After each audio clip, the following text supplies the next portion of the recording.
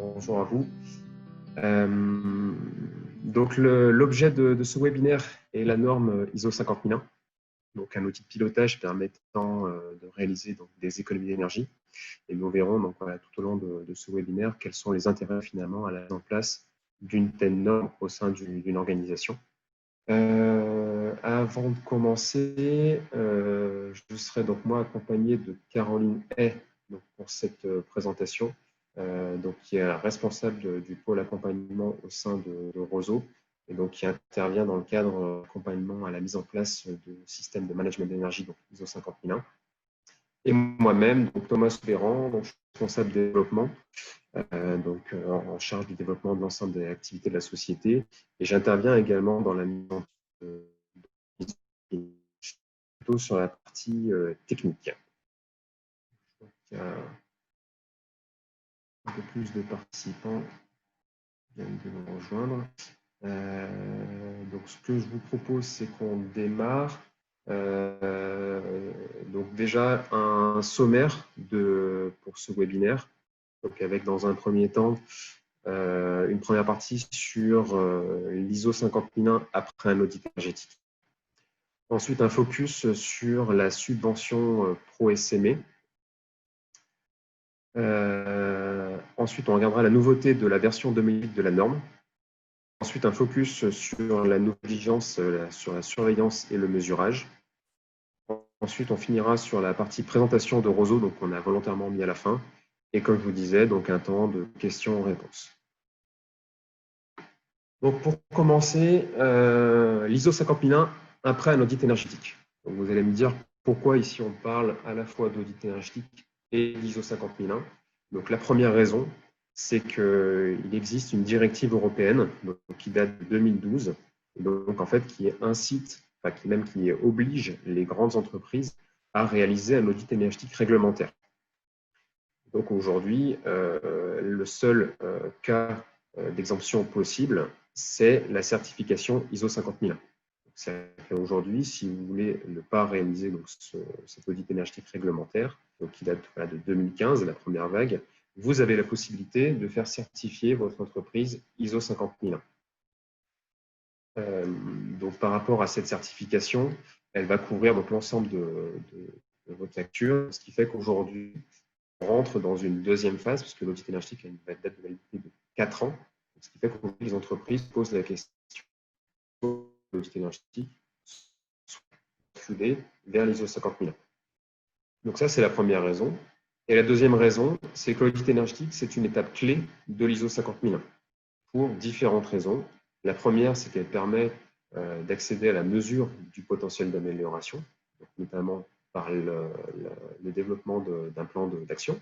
Ensuite, la définition d'objectifs réalistes. Et elle donne aussi accès à une liste d'actions pouvant être entreprises au sein de l'organisation. Et donc, tout ça va permettre, si vous voulez, d'alimenter le principe. Je le détaillerai un peu plus tard dans le webinaire. Donc, si on fait un focus sur ces deux, on va dire, outils, donc le premier qui est l'audit énergétique. Si Caroline, tu peux passer sur la slide suivante. L'audit énergétique, comme je vous disais, donc, il est réalisé donc, pour les entreprises soumises à l'audit réglementaire tous les 4 ans. Elle s'appuie sur un système normatif qui est la NF EN 16247, donc avec ses normes sectorielles, notamment procédés industriels, et tertiaires. L'audit doit couvrir 80% de la facture énergétique. On le considère plutôt comme une analyse ponctuelle, parce que l'entreprise n'a pas obligation de mettre en place donc, les actions qui découlent de cet audit. Et c'est considéré aussi plutôt comme une photographie précise de l'état énergétique. Donc, elle va permettre d'avoir une cartographie énergétique. Donc, finalement, qui consomme, quels sont les usages qui vont être consommateurs au sein de l'entreprise, les usages énergétiques, dans certains cas, les facteurs pertinents. Finalement, qu'est-ce qu'il va avoir quels vont être les facteurs ayant une incidence sur ma consommation énergétique. Et ensuite, un plan d'action qui va permettre à l'entreprise de se projeter, on va dire, dans des actions d'économie d'énergie. Donc ça, c'est le focus sur la partie audit énergétique. Si on regarde l'ISO 50001, lui, il est plutôt sur un cycle de 3 ans, donc avec des audits annuels de suivi. Il est basé sur le principe de l'amélioration continue, tout comme ces autres normes, comme la 9001, la 14001. C'est une démarche plutôt entreprise. C'est vrai que je n'ai pas précisé sur l'audit énergétique. Elle va, on va dire, être focalisée plutôt vers une équipe énergie, tandis que la démarche entreprise, c'est plutôt une vision globale dans laquelle il y aura également une équipe énergie, mais on va intégrer d'autres supports, notamment le côté RH, le côté communication, la partie maintenance et même voir l'ensemble des salariés. Et donc là, on est plutôt basé sur une gestion méthodique de l'énergie, car elle va permettre d'améliorer sa performance énergétique, de diminuer son impact environnemental, être également en conformité par rapport à l'obligation réglementaire d'audit, et également maîtriser et réduire sa facture énergétique. Donc c'est vraiment un outil qui va permettre de se projeter dans une démarche plutôt sur du long terme et donc visant à améliorer sa performance énergétique. Si on passe sur la slide suivante, et on fait un focus sur la première étape, on va dire, d'une mise en place d'un système de management d'énergie, c'est la partie planification. Et donc, on revient finalement sur l'intérêt, dans un premier temps, de réaliser un audit énergétique. Comme je vous disais, elle donne accès à quatre thèmes, qui est un type usage énergétique, et qui, lui, va permettre, si vous voulez, de donner accès aux usages énergétiques significatifs qu'on va retrouver dans une revue énergétique. Donc, ça va être les usages ayant soit une part de consommation énergétique importante et ou un potentiel d'amélioration important. Ensuite, on va retrouver les facteurs pertinents qui vont permettre de définir dans leur revue énergétique les indicateurs de performance énergétique. Donc, ces indicateurs-là, ils vont être suivis tout au long de la durée de vie du système de management d'énergie et qui vont permettre de suivre l'amélioration de la performance énergétique des usages. Ensuite, on va avoir les consommations énergétiques qui, elles, vont permettre de définir les situations énergétiques de référence, donc nécessaires également à la revue énergétique. Et ensuite, le plan d'action qui va être une liste d'actions d'amélioration sur tout usage, mais principalement sur les usages énergétiques significatifs et qui va permettre, dans le cadre d'un système de management d'énergie, de pouvoir définir des objectifs et même des cibles permettant à l'entreprise de pouvoir s'améliorer de manière continue. Donc, comme je disais, l'audit énergétique est plutôt, on va dire, un outil ponctuel, tandis que la revue énergétique, on va être sur un outil reproductif parce qu'il va nécessairement être mis à jour de manière, on va dire, enfin pas ponctuelle, mais généralement annuellement. Donc voilà, l'audit, c'est finalement une étape cruciale finalement à la mise en place d'un système de management. Autre avantage de l'ISO 50001, c'est que pour les sites EUTS, donc soumis au quota carbone, les installations donc, pourront avoir accès aux C2E spécifiques dans le cas où ces installations sont couvertes par un système de management de l'énergie ISO 50001. Ça, aujourd'hui, ça existe depuis 2019. Et donc, avant, pour ces entreprises-là, elles avaient accès aux C2E standardisés, mais notamment voilà, pour les installations qui n'émettaient pas de CO2, tandis qu'ici, on a le droit maintenant à des C2E spécifiques, donc qui est, on va dire, un autre type de C2E dans le cadre du dispositif. Ensuite, il y a le décret tertiaire qui, lui, impose donc pour les bâtiments à usage tertiaire la réalisation d'économies d'énergie, donc selon différents jalons. Et le premier est moins 40% en 2030, donc par rapport à une année de référence choisie à partir de 2010. Donc l'ISO 50001 ici va permettre d'assurer un suivi des consommations et des actions à mettre en place. Et donc là, on s'inscrit typiquement dans une démarche long terme parce que ça va permettre de suivre effectivement le plan d'action à mettre en place et qui serait calé avec ce fameux décret tertiaire.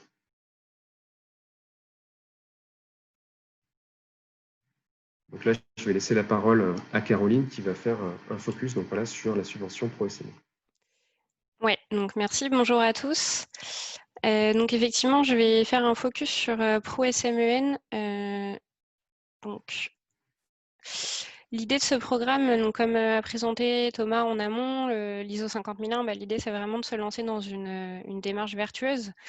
Et donc un programme C2E a été mis en place pour en fait, inciter les entreprises à se lancer dans l'ISO 50001, notamment donc avec un soutien financier.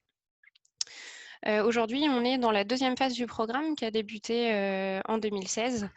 Et une bonne nouvelle est arrivée cette année puisque le programme est prolongé jusqu'au 1er octobre 2022. Donc concrètement, ce programme, vous avez une enveloppe de 19 millions d'euros disponible, financée du coup par les certificats d'économie d'énergie. Donc l'idée, c'est de donner à chaque entreprise certifiée une enveloppe à hauteur de 20% de sa facture énergétique, plafonnée à 40 000 euros. Il peut y avoir différents types de bénéficiaires, donc des entreprises, ça peut aussi très bien être des collectivités ou encore des personnes morales vraiment de droit privé. Donc les conditions, une seule demande par numéro de sirène. Toutes les activités rattachées au site doivent faire partie de la certification, donc on ne doit pas exclure d'activités dans sa certification. La politique énergétique doit être signée d'après février 2016. Donc l'idée là, c'est vraiment de soutenir les nouvelles certifications, donc à partir d'une politique signée en 2016. Et bien sûr, le certificat doit être délivré par un certificateur accrédité. Et encore une fois, après le 1er janvier 2018. Donc encore une fois, l'idée, c'est de soutenir les nouvelles certifications. Et point important, tous les sites inclus dans le périmètre doivent se situer en France. Alors, il y a des restrictions à cette enveloppe qui va être donnée par ce programme ProSMEN. Donc, notamment, il y a un maximum de 3 sociétés par groupe, donc 3 sirènes différents qui vont pouvoir faire la demande. Donc, notamment pour les multisites, il va falloir choisir du coup 3 sociétés dans le multisite pour faire cette demande. Les sites en extension de certificat sont acceptés, mais on le verra juste après sous certaines conditions. C'est une aide aussi donc ProSMN qui est non cumulable avec l'aide ADEME à la mise en œuvre d'un système de management de l'énergie. C'est également non cumulable avec la bonification C2E. Alors ça, c'est une bonification qui n'existe plus aujourd'hui, mais qui donc anciennement permettait d'avoir une bonification sur son montant de C2E, donc notamment de doubler ou d'avoir un petit bonus sur ces C2E. Et également, ça ne concerne pas les sites qui bénéficient d'un abattement TURP, donc les sites qu'on appelle électro-intensifs. Donc ce cas particulier, je vous en parlais sur la slide juste avant du renouvellement de certificats. Notamment, ça va concerner les sites en extension de certificat. Donc les conditions, il faut bien sûr que vous soyez en extension de certificat, donc vous ayez déjà des sites certifiés et que vous décidiez d'intégrer de nouveaux sites. Il faut que ces sites soient ajoutés du coup sur le périmètre du premier certificat. Et il faut également, donc condition importante, que les dépenses énergétiques des sites en renouvellement de certification n'excèdent pas 50% du total des dépenses énergétiques. Donc concrètement, les sites que vous allez rajouter à votre certification doivent représenter plus de la moitié des consommations totales de la certification. Donc on est vraiment sur des extensions de certificats très importantes et on ne parle pas là de rajouter un site avec une consommation faible par rapport au reste du certificat. Dans ce cas particulier, l'aide n'est pas tout à fait la même que pour ProSMEN classique. Donc cette fois, on est à une bonification de 10% des dépenses énergétiques annuelles avec une aide plafonnée à 20 000 euros. Et on retrouve les mêmes types de bénéficiaires, donc des entreprises, des collectivités ou encore des personnes morales. Donc concrètement, comment ça se passe pour obtenir cette subvention ? Donc la première étape, c'est de s'identifier auprès du programme. Donc vous vous lancez dans une certification, vous vous identifiez auprès du programme. Et là, concrètement, pour le ProSMEN en cours, la date limite, c'est le 30 juin 2022. Donc vous avez jusqu'au 30 juin 2022 pour vous faire connaître auprès du programme. Donc ensuite, vous faites votre démarche en interne. Vous obtenez votre certification. Et donc, il faut que ce certificat, comme je l'ai dit tout à l'heure, soit bien accrédité auprès d'un certificateur donc accrédité. Vous avez ensuite 18 mois depuis l'étape d'identification pour faire votre demande, donc c'est-à-dire être certifié et envoyer vos pièces justificatives pour obtenir la subvention. Cette date limite de demande, elle doit avoir lieu avant le 1er octobre 2022. Et donc ensuite, une fois que vous avez fait votre demande, l'argent est versé tout simplement dans l'ordre chronologique et donc en fonction de l'enveloppe disponible. Donc, il y a eu des mesures spéciales qui sont apparues, notamment avec l'année un petit peu particulière et le Covid-19. Il y a des possibilités d'envoyer désormais les documents par email. Donc, tout se passait en papier auparavant. Donc, notamment jusqu'au 30 septembre. Donc là, il vous reste encore quelques jours. Possibilité d'envoyer le questionnaire d'identification par email, l'accusé de réception du formulaire, du coup précédent, et l'envoi de la demande également par email. Donc tout est, l'adresse email, elle est juste ici, prosmen@t2e.fr, et tout est vraiment détaillé sur le site ProSMEN au niveau des différentes étapes. Donc les pièces justificatives, si on retourne sur l'étape 3, donc pour rappel, vous avez fait votre demande d'identification, vous avez obtenu votre certification, et donc là, vous collectez vos pièces justificatives pour obtenir votre subvention. Donc il faut remplir le formulaire de demande d'aide. Bien sûr, il faut votre certificat ISO 50001 conforme. Il faut également un avis de sirène, donc un CABIS de moins de 3 mois. Une attestation sur l'honneur qui va justifier du montant total de votre facture énergétique. Et il est possible également qu'on vous demande des preuves complémentaires à cette attestation sur l'honneur. Et le règlement du programme signé. Donc on voit que concrètement, c'est assez simple en termes de démarches administratives au niveau de la demande de cette aide. Donc, comme je vous disais tout à l'heure, tout est vraiment détaillé sur le site ProSMEN. Vous avez l'adresse ici. Vous pouvez télécharger le règlement du programme. Vous avez une foire aux questions aussi à votre disponibilité.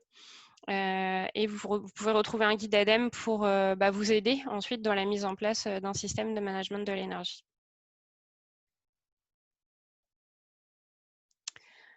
Alors, on va passer maintenant sur les nouveautés de la version 2018. Alors, assez rapidement, pour vous faire un petit état des lieux des gros impacts et des grosses différences entre la version 2011 et la version 2018.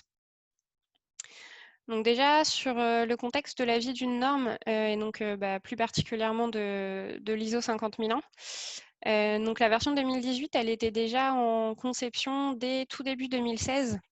Donc ça s'est traduit par une enquête pour recueillir les avis de terrain afin de faire évoluer cette norme. Et la norme a finalement été publiée en août 2018.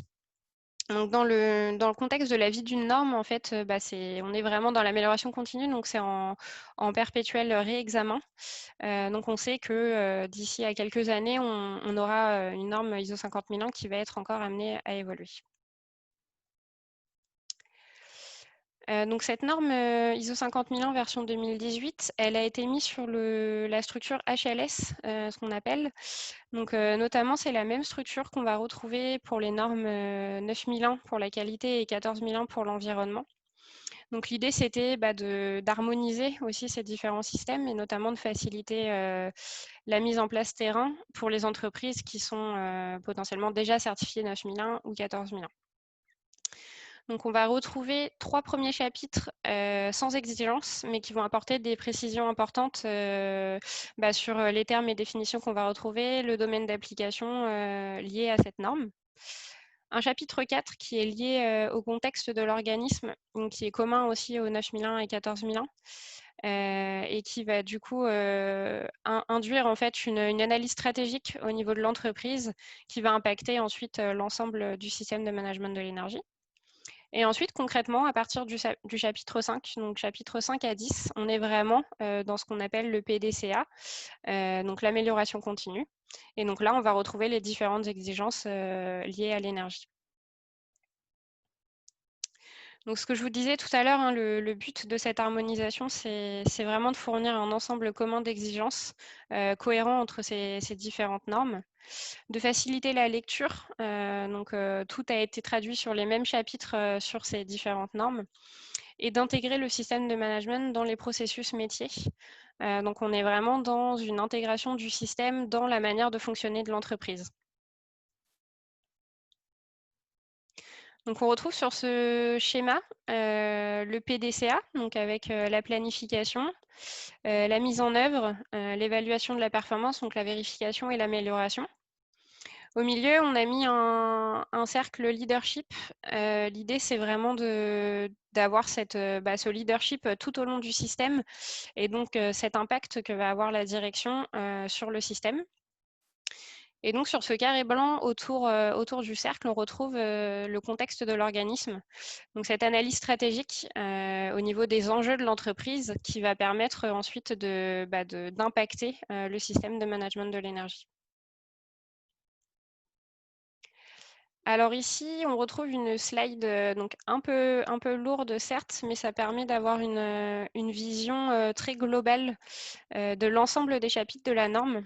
Donc, il y a un code couleur en gris, on a toute la planification. En bleu, toute la mise en œuvre. Ensuite, on va retrouver la vérification et l'amélioration.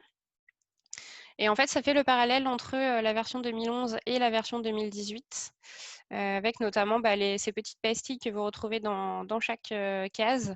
Et donc, quand on va avoir des pastilles orange et rouge, notamment, là, il y a un gros changement, il y a un fort impact entre la version 2011 et la version 2018 en termes d'évolution. Donc, on voit déjà d'un coup d'œil que le gros impact se fait sur la planification au niveau de cette norme version 2018, avec un changement sur les revues énergétiques, les indicateurs, les situations de référence, tout ce qui va être planification. On a également bien sûr des changements sur tout l'aspect contexte dont je vous ai parlé tout à l'heure, donc cette analyse stratégique qui n'existait pas auparavant.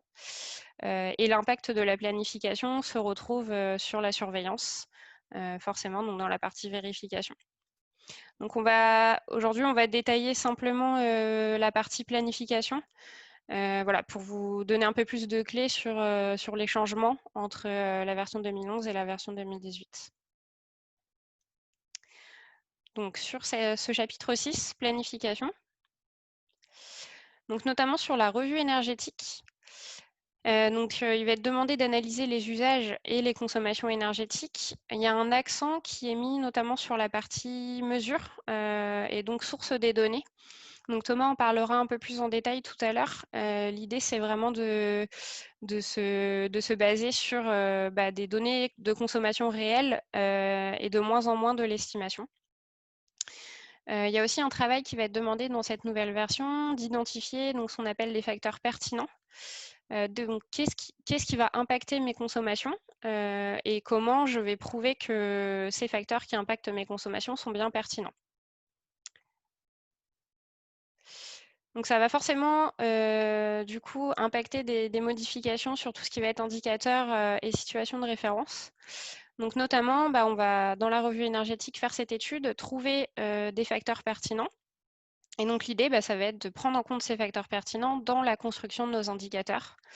Voilà, donc vous avez démontré dans votre revue énergétique que la météo avait un impact pertinent sur vos consommations. Et du coup, dans vos indicateurs, vous allez forcément devoir prendre en compte cet effet météo dans la construction de votre indicateur. Et de même, on va parler désormais de situation de référence. Alors, ceux qui connaissaient un petit peu la version 2011 ont parlé de consommation de référence. Donc là, l'idée, ça va être la même chose, de normer votre situation de référence en fonction de votre indicateur. Donc, vous avez construit un indicateur en kilowattheure par tonne produite, imaginons. Et du coup, vous allez devoir construire une situation de référence sous la même unité pour pouvoir, bien sûr, comparer votre indicateur avec votre situation de référence. Une nouvelle notion apparaît aussi dans cette situation de référence. Donc, on va parler de période appropriée. Donc, désormais, il va falloir trouver également une période qui va pouvoir être appropriée en termes de référence, donc c'est-à-dire en termes de fonctionnement du site. Est-ce qu'on était sur une période normale et du coup qu'on va pouvoir comparer ensuite aux consommations futures. Voilà. Et en termes de saisonnalité aussi également, est-ce que vous avez un fonctionnement avec une consommation qui va vraiment fluctuer en fonction de la saison? Donc tout ça, ça va être à prendre en compte dans votre situation de référence. Et donc, dernière grosse modification dans ce chapitre planification, c'est l'intégration de la notion de planification de collecte de données énergétiques. Donc ça, c'est quelque chose qui n'existait pas dans la version 2011. Donc là, l'idée, c'est vraiment de définir et de mettre en œuvre un plan de collecte de données. Donc tout simplement, ça va être de s'assurer que les caractéristiques clés de votre système, donc toutes les données que vous devez collecter pour que votre système fonctionne, eh ben, qu'elles sont bien collectées, justement, que quelqu'un s'en occupe à une période définie et de savoir où vous allez pouvoir retrouver ces données-là. Donc ça va pouvoir prendre la forme d'un tableau assez simple, mais l'idée c'est de tracer qui s'occupe de récupérer les facteurs pertinents, à quel moment et de quelle manière. Donc, je vais laisser Thomas maintenant vous parler de tout ce qui va être surveillance et mesurage, vous faire un petit focus sur cette partie-là. Alors, comme le dit, dans le chapitre évaluation des performances, le chapitre sur la surveillance et mesurage, effectivement, a évolué entre la version 2011 et la version 2018, et notamment voilà, par rapport à cette source de données. Donc voilà, si on fait un léger comparatif entre les deux, c'est qu'aujourd'hui, en fait, la version 2011 était plutôt basée sur des estimations. Il n'y avait pas d'obligation, effectivement, de passer par la mesure pour pouvoir obtenir les données et assurer, on va dire, le suivi de la performance énergétique de notre système. Tandis que la version 2018 voilà, impose la partie mesure. Donc c'est vrai que c'est pour ça aussi qu'il y a un focus sur la partie planification avec ce plan de collecte de données. Et donc voilà, la mesure va être essentielle, on va dire, dans cette version pour, d'une part, définir précisément les situations énergétiques de référence, les facteurs pertinents. Donc voilà, notamment, nous, aujourd'hui, on utilise le protocole international de mesure et de vérification de performance pour pouvoir effectivement s'assurer que les facteurs identifiés ont réellement un impact sur les consommations, les fameux usages énergétiques significatifs, et ensuite les indicateurs de performance énergétique. Parce que ça sera effectivement ces quatre thématiques qui seront suivies, en tout cas, notamment par le biais de la revue énergétique. Donc, il y a vraiment un accent sur la fiabilité des données qu'on va retrouver dans cette version 2018. Et donc, ce suivi et cette mesure va permettre à la fois de garantir un suivi précis, notamment voilà, par la tableau de bord permettant d'être alimenté par les différentes mesures qui seront réalisées, d'avoir un accès aux dérives qui va intervenir assez rapidement sur les dérives, les analyser et pouvoir rectifier en cas d'anomalie, et surtout des économies réelles, parce qu'aujourd'hui, voilà, des actions peuvent être mises en place, mais si d'ailleurs on n'a pas vraiment la mesure de l'impact des actions, on n'aura pas vraiment les gains escomptés pour chacune des actions qui pourront être identifiées dans les plans d'action. Donc vraiment, l'accent ici, c'est sur la partie fiabilité et vraiment s'assurer que les économies qui vont être générées par les actions mises en place permettront voilà, d'atteindre les objectifs et cibles fixés par l'organisation. Donc, pour mettre en place cette partie mesure, donc, il faut passer par un système de mesurage. Ce système de mesurage, il va être composé de 3 éléments. Le premier qui va être l'appareil de mesure. Ça peut être des compteurs de consommation, des capteurs permettant de mesurer la production au niveau de services assurés.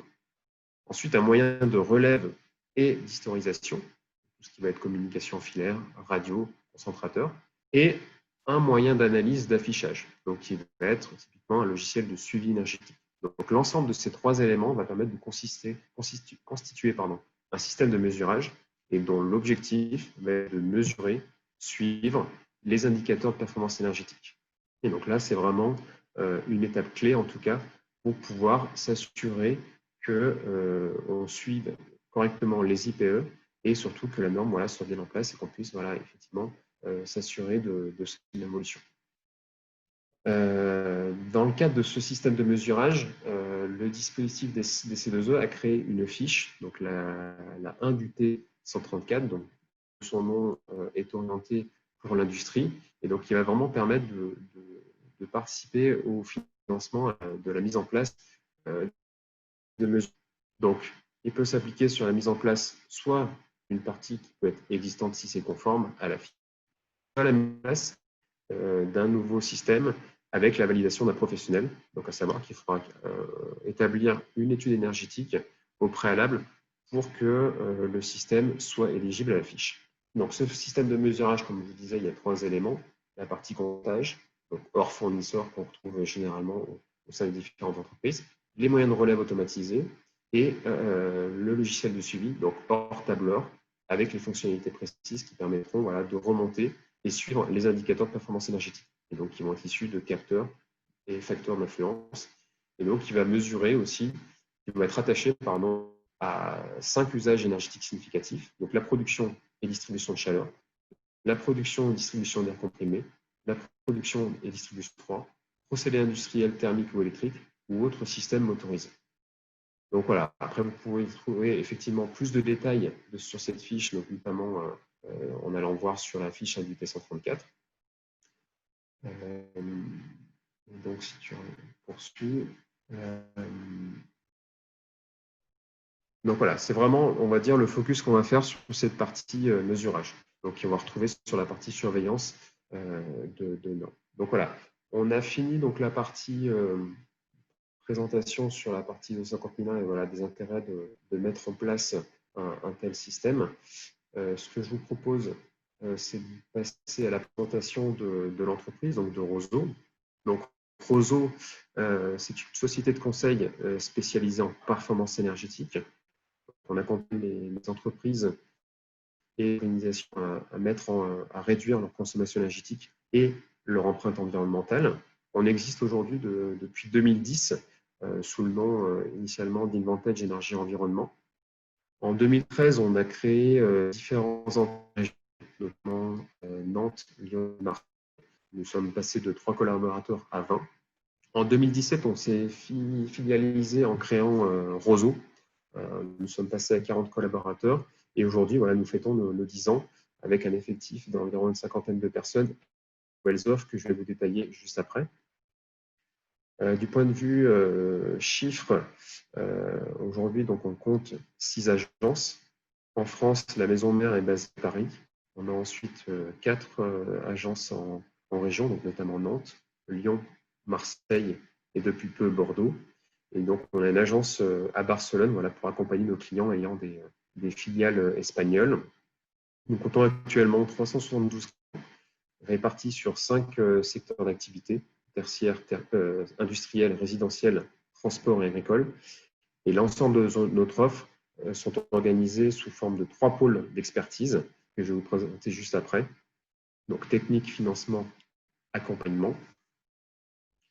Notre premier pôle d'expertise est le pôle technique. Donc nous avions fait nos débuts sur des métiers d'audit énergétique. Donc c'est pour ça qu'on les retrouve effectivement dans ce pôle-là.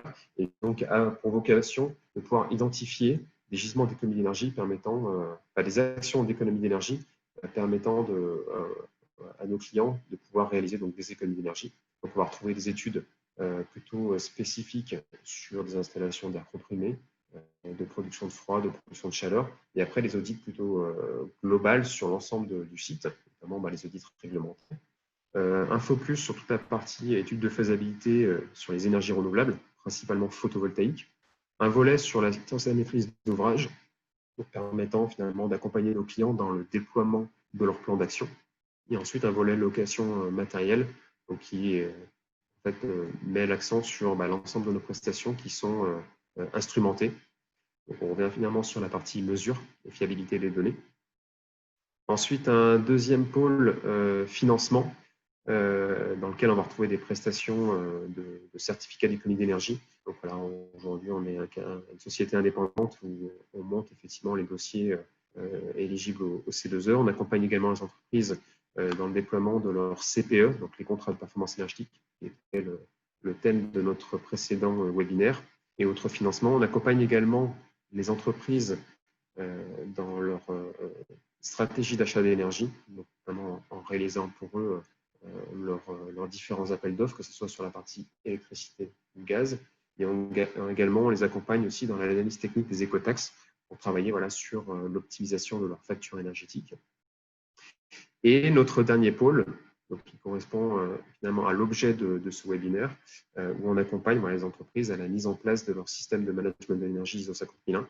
On les accompagne également sur la partie pilote énergie, donc sans forcément effectivement aller jusqu'à la certification, mais on met en place un système et d'ailleurs on assure toute la partie suivi des consommations, des différents plans d'action pour pouvoir faire cette analyse sur du long terme. On assure également la veille réglementaire énergie, donc propre à la norme, les audits à blanc donc, qui sont à faire chaque année, et toute la partie volet formation, sensibilisation, qui permet effectivement d'embarquer l'ensemble des collaborateurs dans une telle démarche, donc à savoir qu'on est un organisme de formation. Et donc voilà, l'objectif, c'est de pouvoir se positionner comme un partenaire sur du long terme auprès de nos clients. Vous pouvez voir, aujourd'hui, on intervient sur l'ensemble de la chaîne énergétique. Donc, si tu vas sur la slide suivante, faire un focus sur nos différentes références dans le cadre de l'ISO 50001, qui va toucher, on va dire, l'ensemble des secteurs qu'on vous a présentés ci-dessus. Donc voilà, après, vous pouvez effectivement aller voir sur notre site internet, il y a un peu plus de détails sur l'ensemble de nos prestations, notamment sur l'ISO 50001, et à savoir que voilà, on accompagne à la fois sur du monosite comme sur du multisite. On dispose également de différentes qualifications. Donc, sur la partie audit énergétique, on a la triple certification pour intervenir sur la partie procédé industriel, la partie tertiaire, la partie transport. On réalise également la partie bilan carbone. Et voilà, on a aussi une qualification sur les études d'installation frigorifique. On est ISO 9001 et voilà, la qualification des services intellectuels. Et comme je le disais tout à l'heure, on est organisme de formation et enregistré sous TADOC. Et donc, dans le cadre de la partie ISO 50001, donc voilà, nos experts sont aussi qualifiés IRCA, donc voilà, notamment pour intervenir dans le cadre des audits à blanc.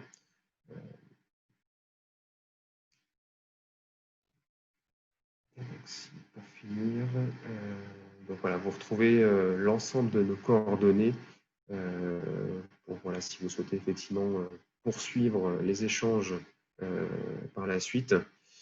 Et donc voilà, on arrive à la fin de ce webinaire. Donc comme je vous l'ai précisé au tout début, on a un temps dédié pour des échanges. Donc, voilà, si vous avez des questions avec Caroline, on se fera un plaisir de vous y répondre. Donc voilà, n'hésitez pas effectivement à remonter vos différentes questions. Donc je vous laisse le temps effectivement de pouvoir. J'ai une question qui est apparue justement de Frédéric. Alors, vous venez de poster autre chose. Facteurs d'influence non liés. Alors effectivement, c'est ce que j'ai mis dans la réponse juste avant. L'idée, ça va être de trouver un peu l'équilibre entre construction de l'indicateur et facilité de suivi dans la mise en œuvre concrètement. Parce que si on a un indicateur avec 5 facteurs à suivre, concrètement, dans le suivi au quotidien, ça peut être assez lourd. Donc cet équilibre entre facilité de suivi et pertinence de l'indicateur. Donc effectivement, au sujet des facteurs liés, donc l'idée, ce que je vous disais, nous on utilise donc les méthodes de l'IPMVP, donc ce protocole de mesure et vérification, afin de trouver l'indicateur et la méthode qui va prendre en compte l'ensemble des facteurs influents pertinents pour le modèle. Donc après, c'est vraiment des choix à faire en fonction de la qualité de votre modèle que vous voulez et du suivi quotidien. Je ne sais pas si ça a répondu à votre question. Et donc oui, pour la présentation, comme disait Thomas au début, on vous l'enverra, pas de souci.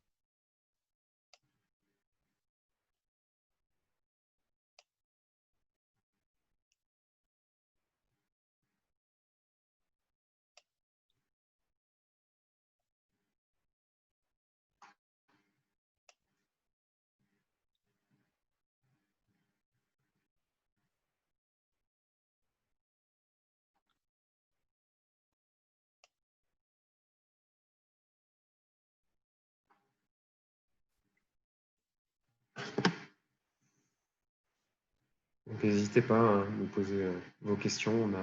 On a quelques minutes devant nous pour pouvoir y répondre.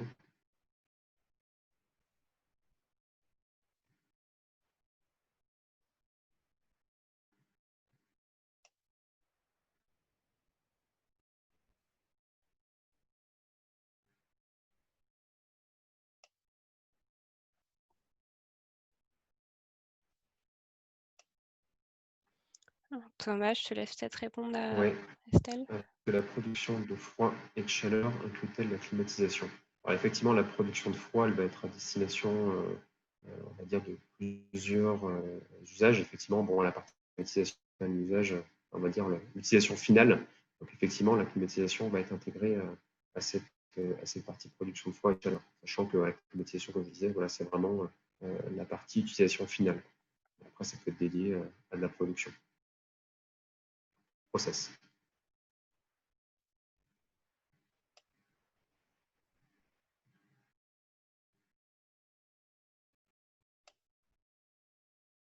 Y a-t-il une classe de précision des moyens mis en œuvre, compteur central de mesure?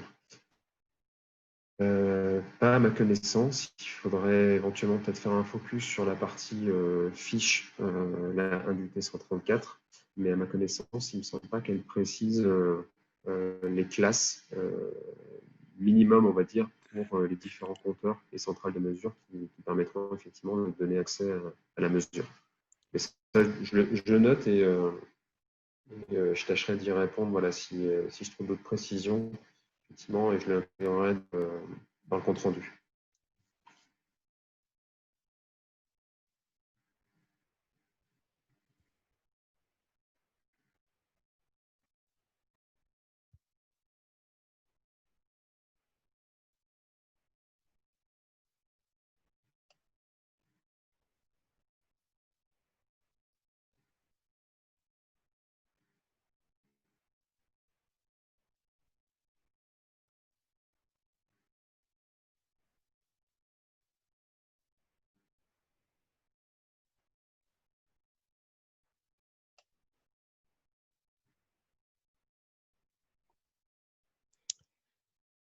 Alors, est-ce qu'une SER, donc situation énergétique de référence, doit pouvoir être identifiée par usage? Alors, dans les faits, ce qu'on va faire dans un système de management de l'énergie, on va donc identifier les usages énergétiques significatifs donc, dans la revue énergétique. Et à ça, on va étudier les facteurs pertinents, donc trouver quels sont les facteurs pertinents. On va construire nos indicateurs et on va construire nos SER. Et donc, effectivement, l'idée, c'est à chaque UES, donc usage énergétique significatif, on va associer un indicateur et une SER. Tout simplement dans un souci de simplicité de suivi. Vos UES, vous êtes sûr comme ça qu'ils vont être bien surveillés par votre indicateur et qui pourront du coup être bien comparés à votre situation de référence. Après, vous pouvez aussi vous fixer des situations de référence supplémentaires, donc pour des usages qui ne seront pas forcément significatifs. Mais voilà, à minima, on va demander de faire ce suivi sur les usages énergétiques significatifs.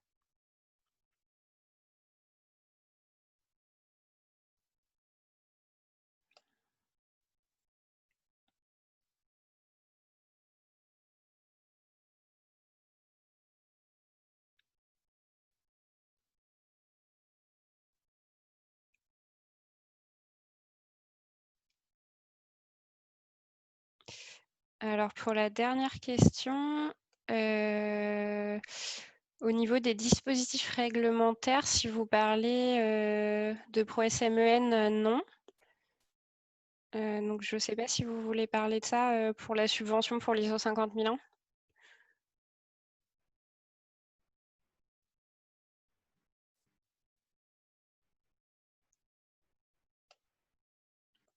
Oui, Ok. Bah, du coup, non, effectivement, ce sera pour les sites basés en France.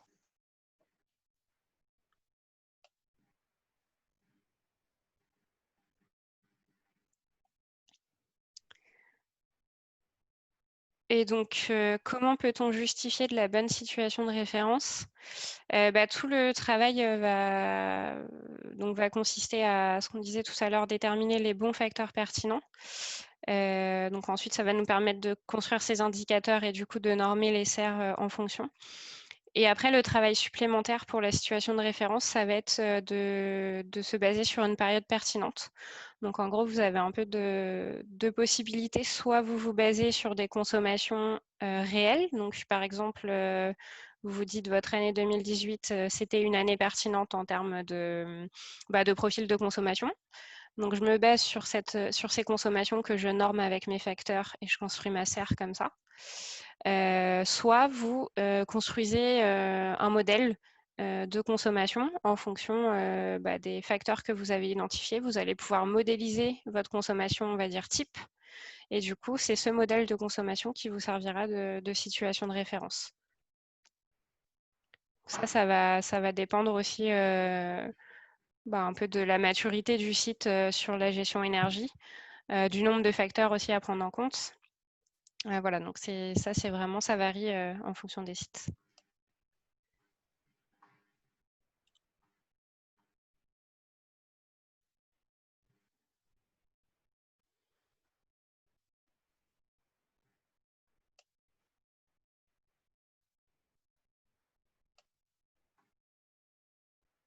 On avait aussi des questions sur le volet conversation. Avec quel est le coût d'une certification ISO 50001 sur un site? Alors, le coût d'une certification, effectivement, alors je ne sais pas si c'est une certification propre ou si c'est l'accompagnement que vous demandez.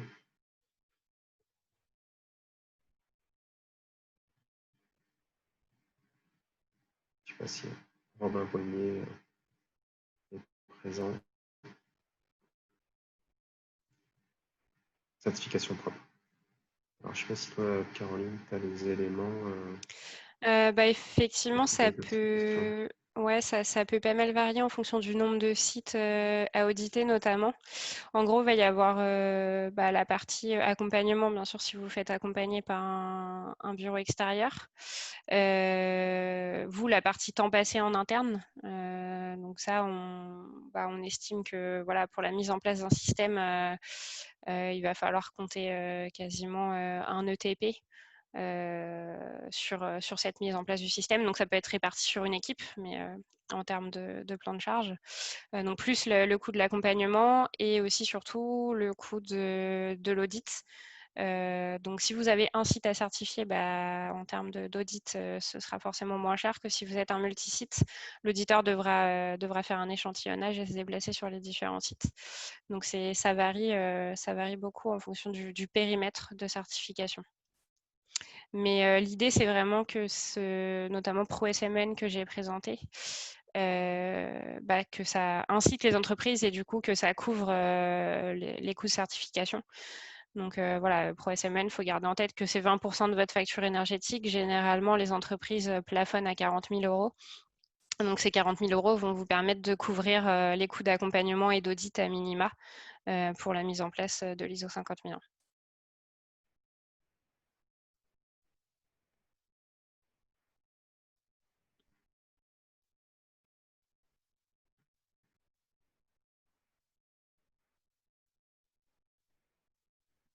Et il y a une autre question sur la conversation.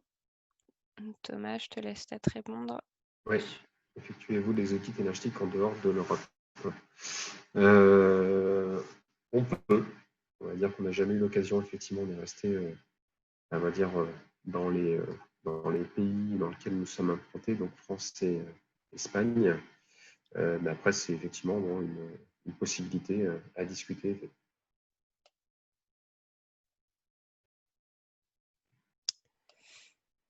Et donc, la durée approximative de la mise en place d'un SME. Alors, approximativement, on va dire que c'est 8 mois.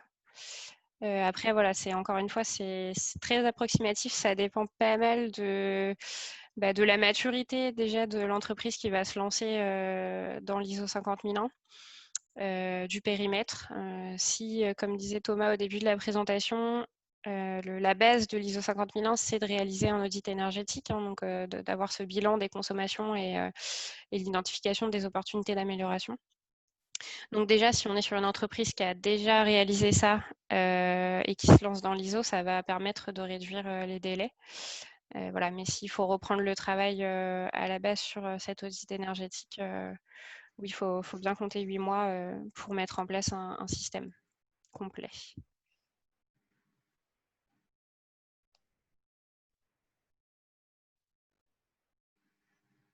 S'il n'y a pas d'autres questions, on peut peut-être clôturer ce webinaire. Dans tous les cas, vous avez nos coordonnées. Voilà, si d'autres questions vous viennent par la suite, à savoir que on vous fera suivre la présentation, le compte-rendu, comme je vous disais, avec les questions-réponses. Et ensuite, voilà, quelques temps après, il y aura la possibilité de revisionner ce webinaire. Donc voilà, n'hésitez pas en tout cas par la suite à revenir vers nous en cas de besoin. Et ben, écoutez, en tout cas, merci de votre présence.